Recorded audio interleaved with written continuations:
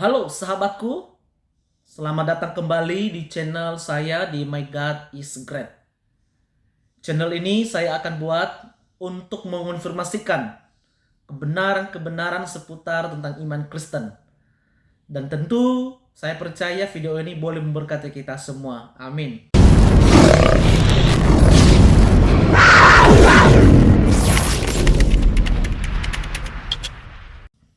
Saudaraku, di video kali ini banyak orang terus bertanya-tanya, siapakah jalan keselamatan dan siapakah agama yang paling benar?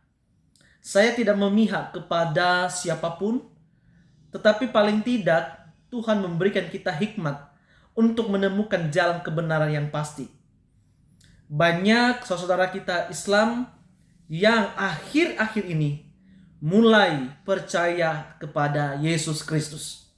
Berikut kesaksian para murtadin.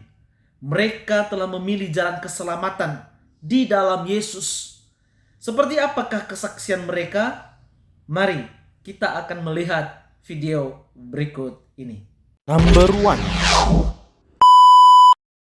Minta saya Ibu kok tanya bisa, Bu? Tadi Ibu agamanya apa, Bu? Islam Oh, tapi kok tiba-tiba masuk Kristen, kenapa, Bu?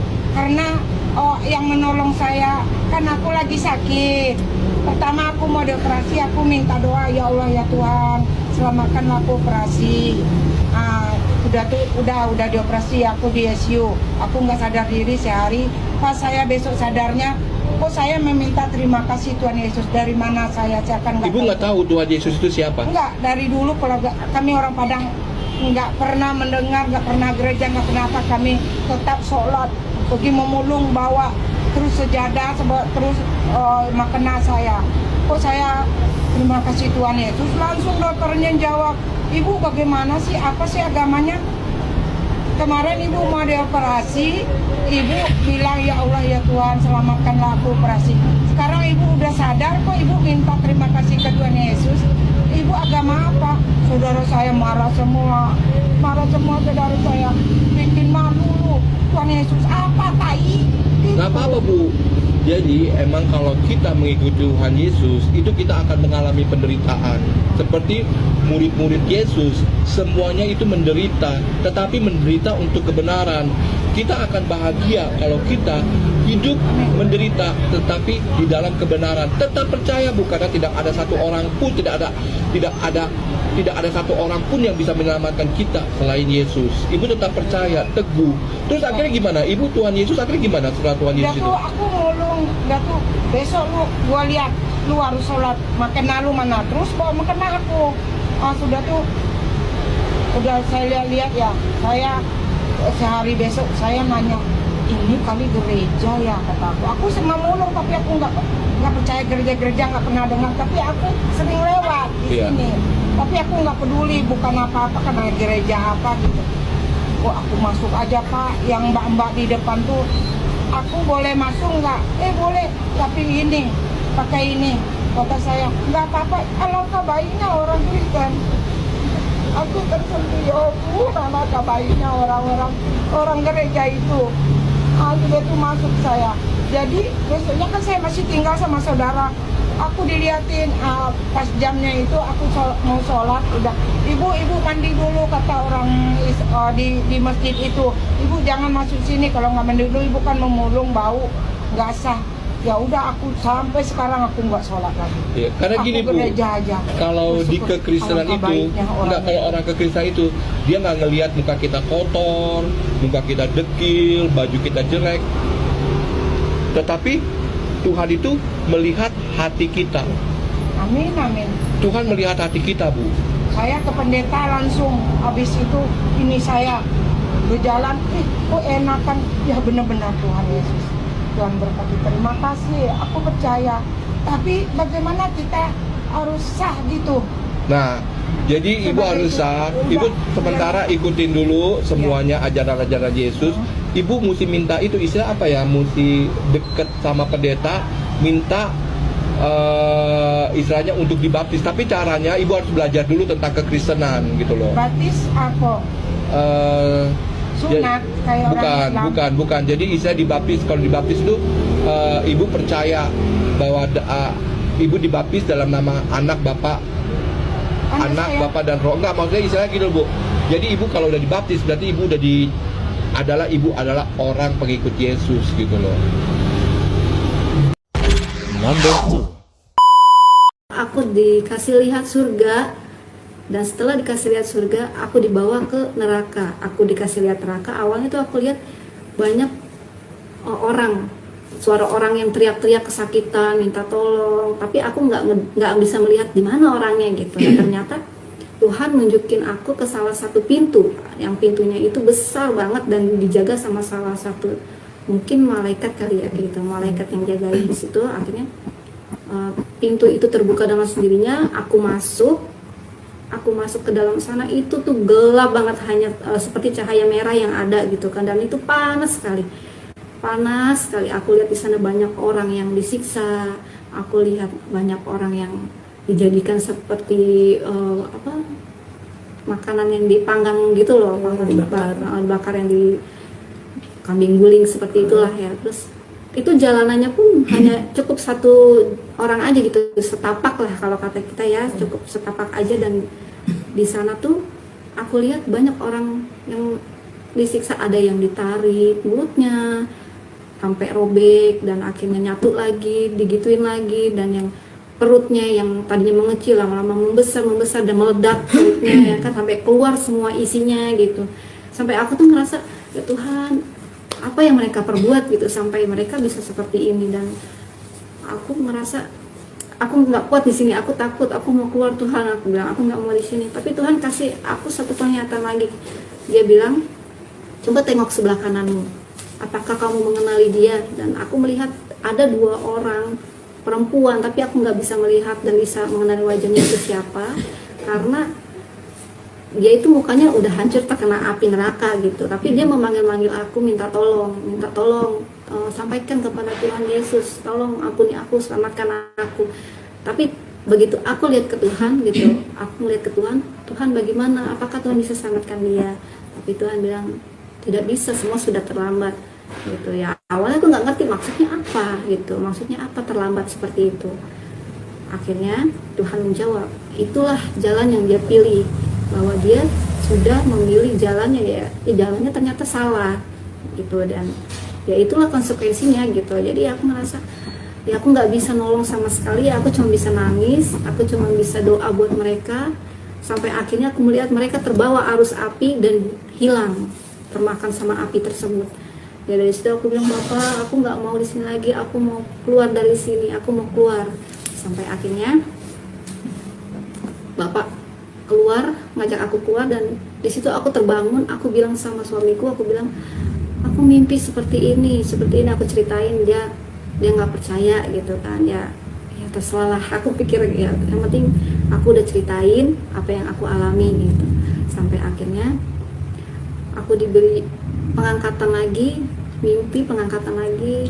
Dan ini benar-benar yang ketiga itu aku lihat dunia itu udah gelap. Itu kejadiannya sebelum memasuki tahun 2023, dan aku lihat tuh bumi gelap segelap-gelapnya, dan di situ banyak orang yang terangkat tapi lebih banyak yang tertinggal. Dan aku beruntung di situ, aku termasuk salah satu orang yang terangkat. Dan yang Tuhan sampaikan, ya Tuhan itu bilang kita ini sudah mendekati akhir zaman, makanya Tuhan minta agar semua kita ini bertobat. Ya makanya aku sampaikan kepada teman-teman, kepada suamiku juga, bahwa kita ini sudah mendekati akhir zaman, makanya dulu deh kita bertobat. Aku bilang seperti itu kan. Ya namanya pemberitaan seperti ini, ada yang percaya, ada yang enggak, pro dan kontra kan. Cuma balik lagi ke mereka, yang penting aku sudah menyampaikan gitu. Dan sampai akhirnya aku tuh mimpi lagi bahwa nanti bakal ada bencana. Waktu itu kejadiannya di Cianjur ya kalau nggak salah tuh. Jadi Cianjur, dan sebelumnya itu aku diberitahu bahwa bakal ada orang yang mengolok-olok Tuhan, bakal ada orang yang mengejek-ngejekkan Tuhan, dan di situ Tuhan murka. Sampai akhirnya aku bilang sama suamiku bahwa nanti bakal ada kejadian gempa bumi, dan bakal ada kejadian jembatan penyambung dari satu daerah ke satu daerah lain itu akan terbelah.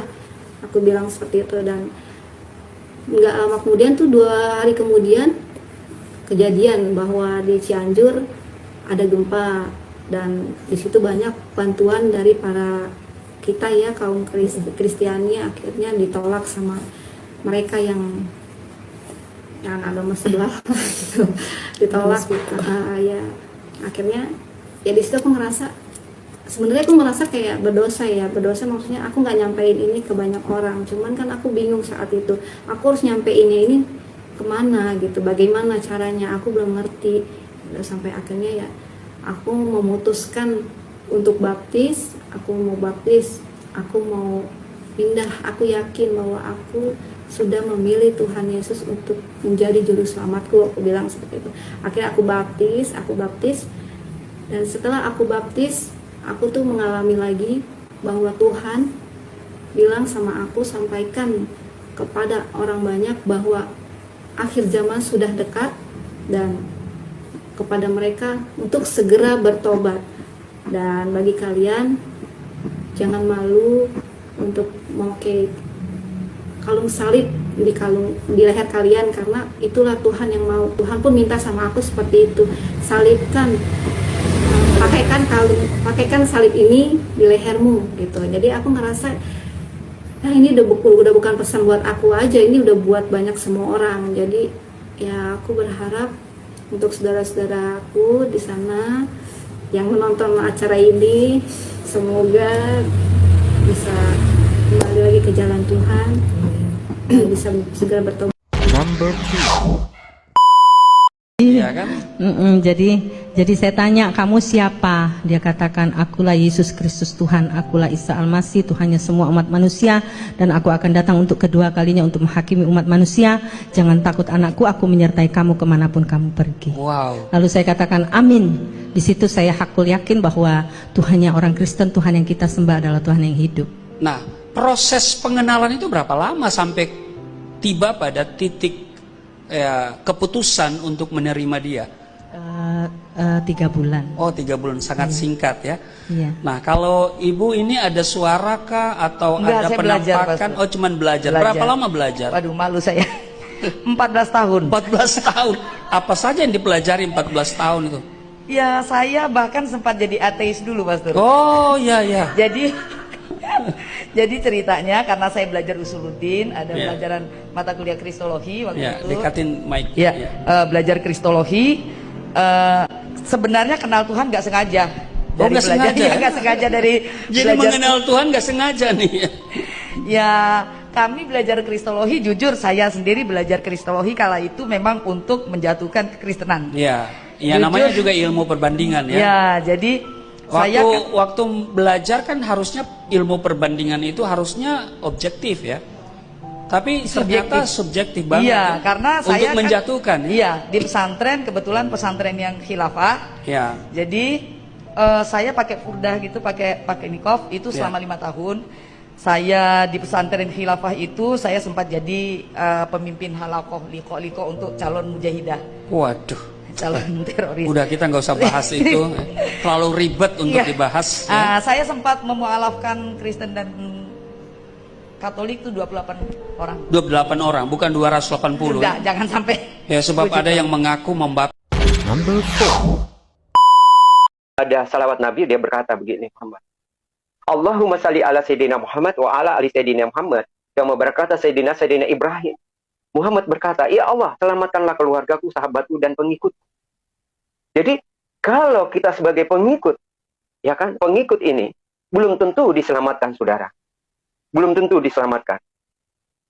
Tetapi Yesus berkata di dalam Yohanes 14, akulah jalan kebenaran dan hidup, tak seorang pun yang datang kepada Bapa tanpa melalui aku. Itulah ihdinas siratal mustaqim. Yang bilang Aris, saya bilang, gimana Aris menurut pendapat? Dia bilang, begini saja Pak Haji. Kalau mau, ini ada Alkitab yang kecil, nanti baca saja. Lalu saya ambil Alkitab itu, saya gulung di sarungku. Kan saya dulu masih pakai sarung-sarung. Ya, pakai sarung-sarung, saudara. Jadi saya ambil itu supaya Alkitab itu saya sembunyi, supaya jangan ketahuan dari istri saya. Setelah saya ambil Alkitab itu, saya sembunyi di dalam sarung saya pulang ke rumah. Lalu saya di rumah itu, saya letakkan Al-Quran dengan Alkitab. Jadi pertama-tama saya buka Alkitab itu, saudara, adalah Yohanes 1 ayat 1 berkata, pada mulanya adalah firman, firman itu bersama-sama dengan Allah.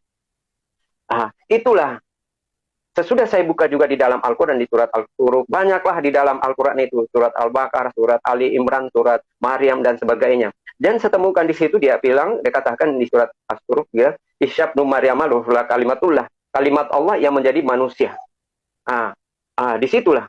Lalu saya temukan lagi, saya buka saya buka lagi Yohanes 14 ayat 6 berkata, Akulah jalan kebenaran dan hidup, tak seorang pun yang datang kepada Bapa tanpa melalui aku. Di Yohanes, saudara, saya buka di situ, di Yohanes 14 ayat 6. Dia katakan, kata Yesus kepadanya, Akulah jalan kebenaran dan hidup, tak seorang pun yang datang kepada Bapa tanpa melalui aku. Saya baca di dalam Al-Quran, di Al-Fatihah. Dia begini bunyinya di Al-Fatihah. Auzubillahi minasyaitonirrajim.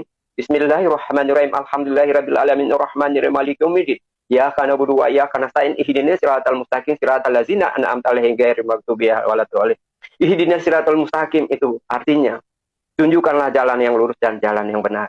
Lalu saya pertimbangkan dan saya memahami dan saya mengkaji apa arti sesungguhnya itu. Karena di dalam ayat Al-Quran tidak ada yang menyatakan akulah jalan kebenaran dan hidup. Hanya satu-satunya Yesus yang mengatakan bahwa akulah jalan kebenaran dan hidup. Tak seorang pun yang datang kepada Bapa tanpa melalui aku. Itulah ihdinas siratal mustaqim. Tetapi di Al-Fatihah berkata, tunjukkanlah jalan yang lurus dan jalan yang benar. Berarti kalau petunjuk itu belum tentu benar. Ya, kalau hanya sebagai petunjuk saja, pasti salah.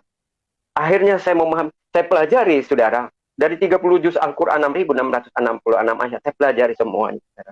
Jadi, kita ini menjadi orang Islam, bukan hanya Islam, sekedar Islam saja. Tetapi kami betul dari kecil sudah diajarkan untuk sholat, untuk mengaji dari abjad apapun, dari Iqra. Jadi situ saya temukan, saudara, bahwa apa sebabnya saya harus mengikut Yesus. Karena di dalam Al-Quran berkata, ada hadis Nabi ataupun salawat Nabi berkata begini. Dia katakan ada salawat Nabi, dia berkata begini, Muhammad. Allahumma salli ala Sayyidina Muhammad wa ala ali Sayyidina Muhammad. Kama berkata Sayyidina Ibrahim. Muhammad berkata, ya Allah, selamatkanlah keluargaku, sahabatku, dan pengikutku.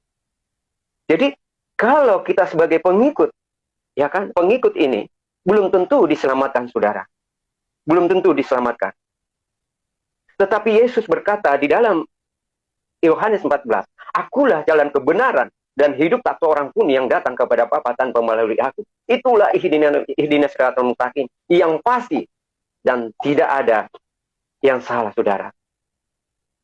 Jadi bagaimana kita? Mudah-mudahan akan diselamatkan. Insya Allah, ya kan? Engkau diselamatkan, saudara. Saya belajar di sana. Bahkan saya buka di dalam Yesus di Alkitab Injil Roma 1 ayat 16 dan Roma 1 ayat 6 dan 7 berkata, Injil itu adalah kekuatan Allah. Dan saya melihat di dalam Roma di sini pasti. Jadi saya membaca di Roma 5 ayat 7 sampai 11. Saya baca ya. Di sini saya belajar. Saya belajar antara Al-Quran dengan Alkitab, saudara. Mari kita baca bersama. Ini yang saya dapatkan, saudara. Roma 5 ayat 7 sampai 11.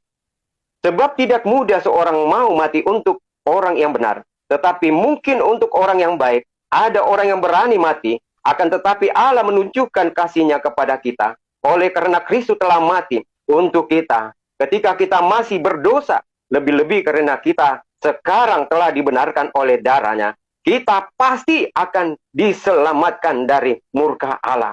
pasti diselamatkan. Tidak ada mudah-mudahan, tidak ada kata insya Allah akan engkau diselamatkan. Tetapi di sini diberikan kepastian. Itu Tuhan Yesus mengatakan di ayat 10 berkata, sebab jikalau kita ketika masih seteru diperdamaikan dengan Allah oleh kematian anaknya, lebih-lebih kita yang sekarang telah diperdamaikan pasti akan diselamatkan oleh hidupnya. Dan bukan hanya itu saja, kita malah bermegah dalam Allah oleh Yesus Kristus Tuhan kita. Sebab kita telah menerima perdamaian itu.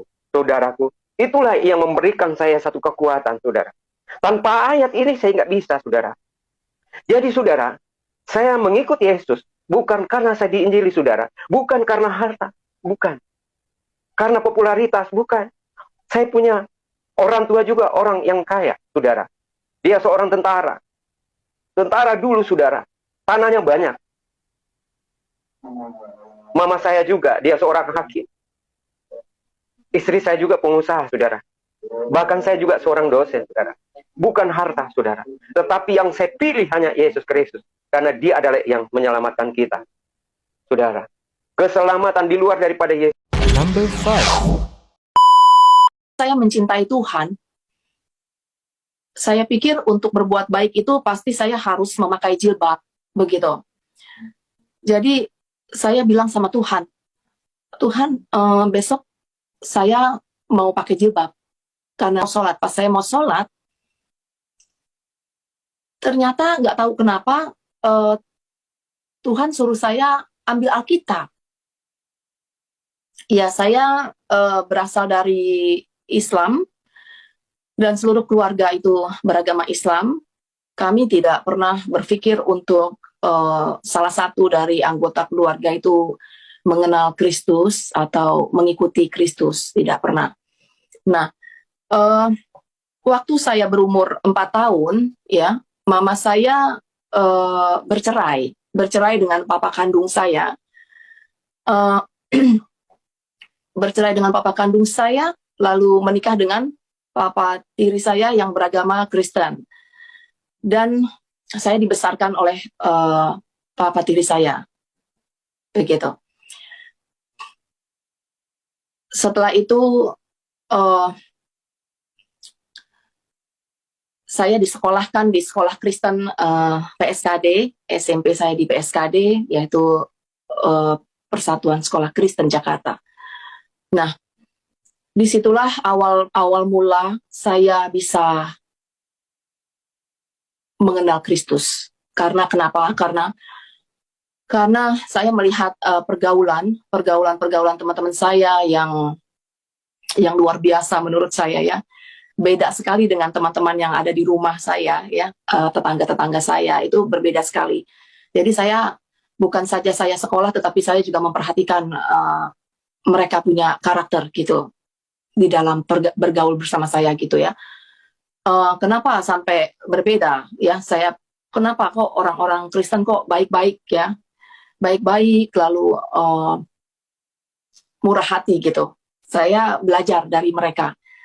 Saya sangat-sangat enjoy, ya, bergaul dengan teman-teman saya yang di SMP, dan kita memang dekat satu sama lain, kita dekat, ya. Lalu setelah itu singkat cerita, tiba-tiba saya ingin sekali, karena saya mencintai Tuhan. Saya pikir untuk berbuat baik itu pasti saya harus memakai jilbab, begitu. Jadi saya bilang sama Tuhan, Tuhan, besok saya mau pakai jilbab karena saya mau lebih dekat lagi sama Tuhan. Saya lebih mau mengenal Tuhan lebih-lebih lagi, karena pada saat itu saya tuh seperti perasaan saya seperti kering, ya, tidak ada kalau saya berdoa saya nggak dijawab Tuhan, lalu juga Tuhan juga nggak pernah menjawab setiap keinginan saya gitu. Jadi kalau saya mau sesuatu atau mau berbuat baik aja sedikit aja, itu nggak bisa gitu dalam satu hari. Saya nggak bisa berbuat baik. Contohnya, saya hari ini nggak mau marah gitu, ya. Contohnya, ini contoh. Tapi ada aja yang buat saya marah gitu.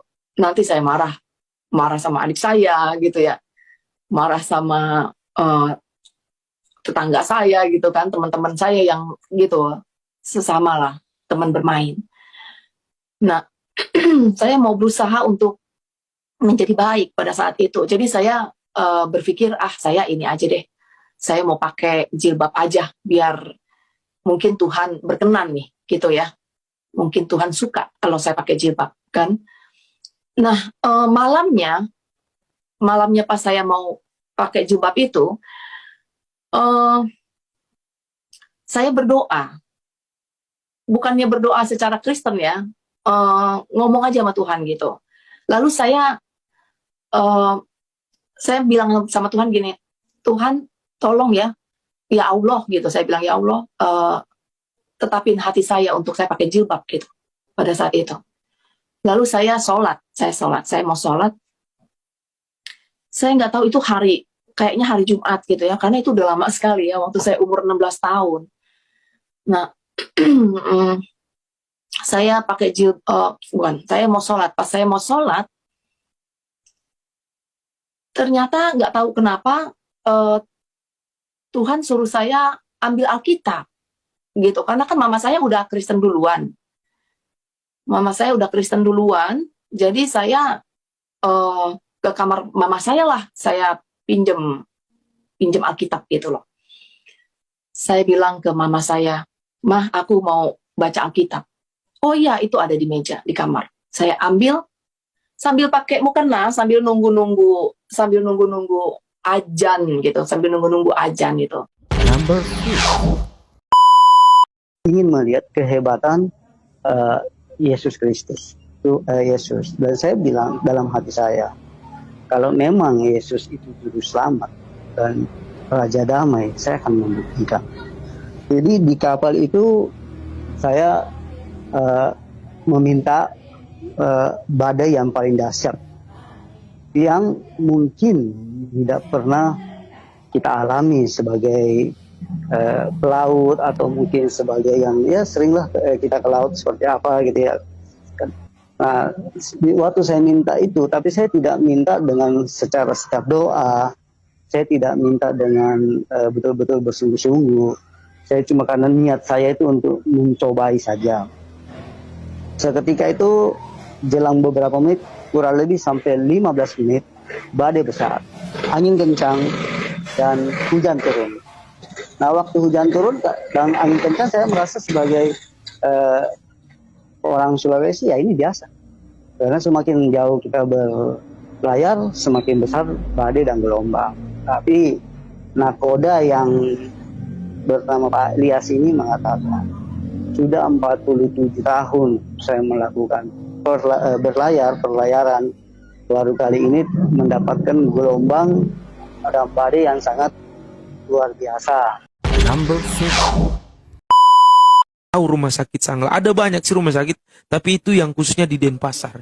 Rumah sakitnya dekat tempat kerja istri yang kedua di Akasaka, di situ, dekat situ pokoknya di Denpasar.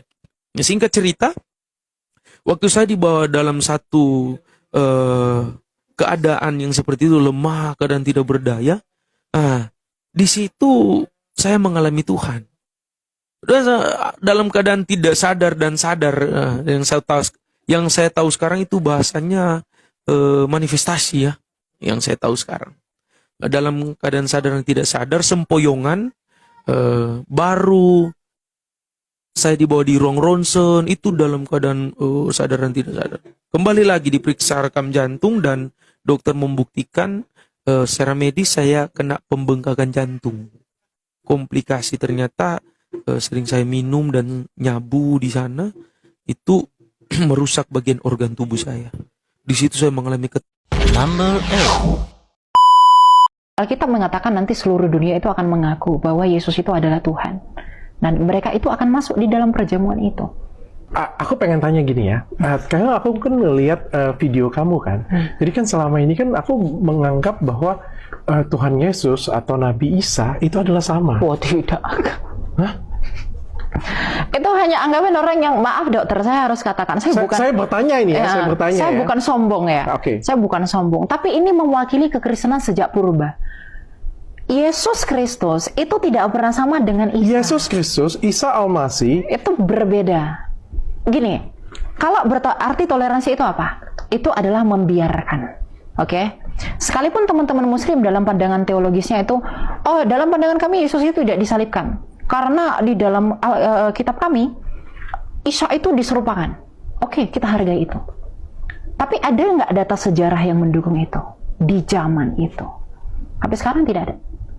Tapi mengenai Yesus yang mati di kayu salib, tutup Alkitab, buka sejarah dunia. Dari abad pertama Josephus Flavius, Tacitus dari Roma, Cornelius, Marabar Serapion, bahkan kebangkitan itu dicatatkan terjadi. Kalau dalam asumsi teologis teman-teman muslim, Isa itu diangkat, kebangkitan tidak ada. Jadi ngapain disama-samain gitu loh. Kalau secara historis itu tidak sama, ngapain secara teologis harus dipaksa? Asumsi teologis tidak akan pernah bisa membantah fakta sejarah. Sejarah itu adalah sejarah. Tafsiran teologis bebas. Itu ada dalam narasi orang Yahudi namanya Shiv'im Panim La Torah. Torahnya sama, tapi menginterpretasikannya berbeda nggak masalah. Tapi sejarahnya sama, bro. Tapi kalau sudah sejarahnya berbeda, ngapain disama-samain? Oke.